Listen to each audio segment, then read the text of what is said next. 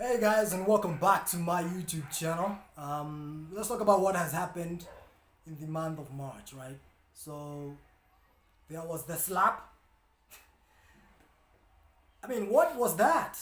I gotta be honest, that really caught me off guard. I did not expect a slap to come out of nowhere. I expect RKOs to come out of nowhere for all my wrestling fans, but I did not expect a slap to come out of nowhere. And what did the slapper think was gonna happen?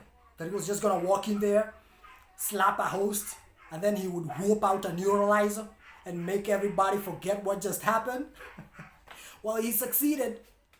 We forgot what happened, except for the slap. Might want to check your neuralizer, could be broken. I guess it is true. Art does imitate life. Anyway, welcome back to my YouTube channel. Yeah, I just want to talk to you about faith. I'm on this journey trying to learn what God is all about. And today's story, goes back to the beginning, literally, like in the beginning, right? To our father of faith. His name was Abraham. And Abraham was told to do one thing by God, one thing that really didn't make any sense. He was told, I'm gonna need you to sacrifice your son. And Abraham was like, what? I'm gonna need you to sacrifice your son. And Abraham was confused. You see, sometimes God will ask us to do things that are a bit confusing. And if you try to consult with people on what God has told you to do, what your spirit is telling you to do, you will end up more confused than ever. Can you imagine if Abraham had consulted on that particular calling? What would his friends say about it? He would go to his friends and say, you know what, you guys know about this faith thing that I'm onto. God told me to sacrifice my son. Can you imagine how his friends would have reacted to that? They'll be like, first of all, Abraham,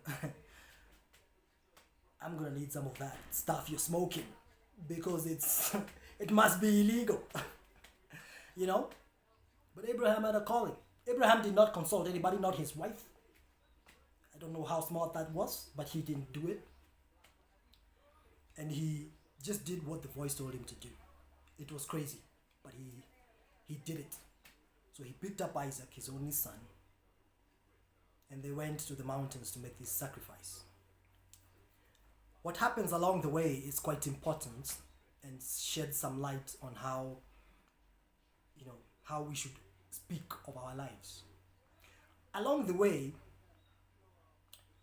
Isaac was like, hey, yo, dad, we are going to make a sacrifice, right? Yeah, but I don't see the sacrifice. And this is the most important part. Abraham said to the son, the Lord will provide a sacrifice. You see, what you say has creative power, even when you don't even mean it. Abraham didn't know that the Lord was going to be providing a sacrifice, but he spoke it in faith. He was like, you know what, God will provide a sacrifice. And Isaac was like, okay, let's roll. And so they rolled, and then he did exactly what God had asked him to do. Sacrifice your son, Isaac. And in that very moment that he wanted to kill Isaac as a sacrifice, God said, Abraham, stop. There is a lamb. You can use it as a sacrifice. I don't know whether he said that in those exact words, but you get what I'm trying to say. But God provided the sacrifice that Abraham was saying he would provide. Be careful what you're saying, because your words also have creative power. And so they came down the hill, and I can only imagine how that conversation went. Isaac was like, am I even Sarah's firstborn? Did you kill the others? Did you boozy choma them or what? Did you barbecue them? And it's funny, there isn't a lot of documentation or history around Isaac and his relationship with Abraham. I think it was damaged pretty much by that episode. You think you have daddy issues? Isaac had serious daddy issues. So, what is the moral of that story? What is the moral lesson of that story? Number one, the Lord will ask you to do some crazy stuff. Stuff that don't even make sense. He will tell you to pursue your gifts, your talents. When you have literally nothing, He's going to tell you, I can make you stand among kings. And you're like, but I don't even have a name. I don't even know anybody. How is that going to happen? He says, just trust in me and lean not on your own understanding. What's the moral lesson number 2? Your words have creative power, even when you don't mean it.